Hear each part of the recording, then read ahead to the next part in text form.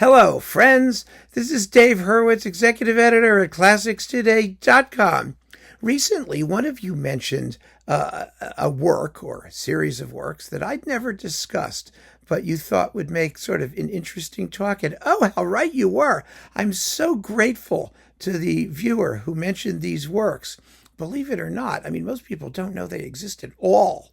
And they're kind of astounding. I'm talking about Grieg's arrangements of Mozart piano sonatas with freely added accompaniments for a second piano. That is, he hasn't turned them into works for two piano only based on what Mozart wrote. No, he added an entire Griegification of the sonatas without changing anything in Mozart's originals. That is really, really strange. Why he did it is sort of anybody's guess, but well, it's not anybody's guess because he wrote about it, actually. This is what Grieg said. He wrote in 1897, the writer of this article has himself attempted, by using a second piano, to impart to several of Mozart's pianoforte sonatas a tonal effect appealing to our modern ears. And he wishes to single one of Mozart. And he wishes to add, by way of apology, that he did not change a single one of Mozart's notes, thus preserving the respect that we owe to the great masters. It is not my opinion that this was an act of necessity, far from it. But provided a man does not follow the example of Gounod, who transformed a Bach prelude into a modern sentimental and trivial showpiece, of which I absolutely disapprove, but seeks to preserve the unity of style, there is surely no reason for raising an outcry over his desire to attempt a modernization as one way of showing his admiration for an old master. So this is Mozart modernized, and boy, is it modernized. You hear Mozart doing Mozart, and then all of a sudden you're in the Romantic period with all kinds of strange harmony. I mean, it's really, really weird and fascinating and marvelous if you know the Mozart sonatas of the works in question. All told, he did 5 works, 4 sonatas and the Fantasia in C minor. But and those have been recorded. But the recording that I'm talking about for our purposes today, and maybe we'll talk about some of the other ones because I have them sitting around, is this one, because it's Sviatoslav Richter and Elisabeth Leonskaja.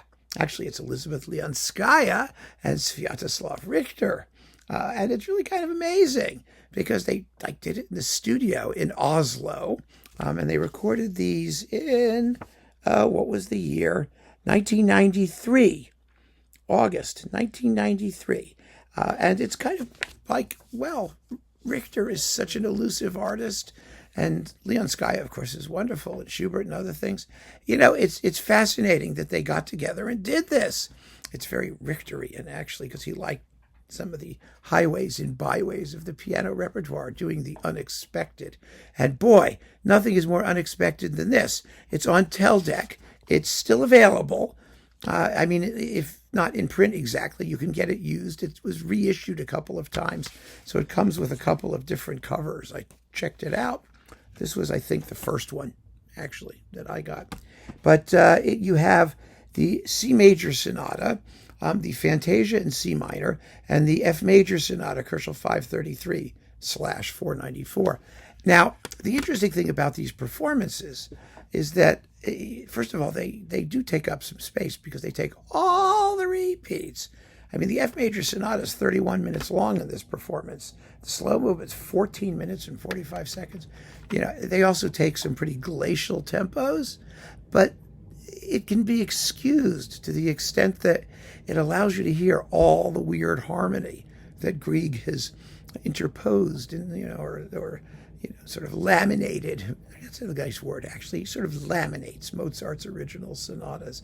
I mean, the Fantasy in C minor, or Fantasia in C minor, if you want to call it, Kochel 475, takes over 14 minutes in this performance, 14 minutes and 52 seconds. It's basically 15 minutes. Normally it takes around 11 or 12. So it's a crawl. It really is. but it's so enjoyable, and some of the harmonies are so weird. I mean, it just sounds so strange. In the C minor fantasy, it's spooky, but it's really, really, expressionistic, modern type things. But in the other sonatas, I mean, they have the C major sonata, the sonata facile, da da da da da da da. Yeah, da, da, da, and oh my God, wait till you hear what happens to that thing. It's just unbelievable and fun and interesting. But of course, the better you know the Mozart sonatas, the kookier and more entertaining this whole thing sounds. And so I really do recommend that you actually listen to the Mozart sonatas in their original form. It's a wonderful way to get to know this music, actually. You get to know the Mozart originals, then you get to hear what Grieg does to them. There's a lot of apologia in the booklet notes. Why did he do it? Mozart's perfect. Who cares why he did it? Doesn't matter. He did it with love. That's what matters. And if there's a taste issue, or if it's, he's painting a mustache on the Mona Lisa, who cares? Mona Lisa needed a mustache. She probably had one anyway. She became an old lady and she had a mustache. Anyway, Mozart by this time was an old lady and she had a mustache, or at least Grieg provided one, and it's delicious. Absolutely delicious. So give these a shot if you are a pianophile or a Mozart person or a Griegnik. There's just all kinds of reasons to listen to these, and they are weird. They are really weird. So keep on listening, friends. Thanks for joining me, and have some fun with this one. Take care.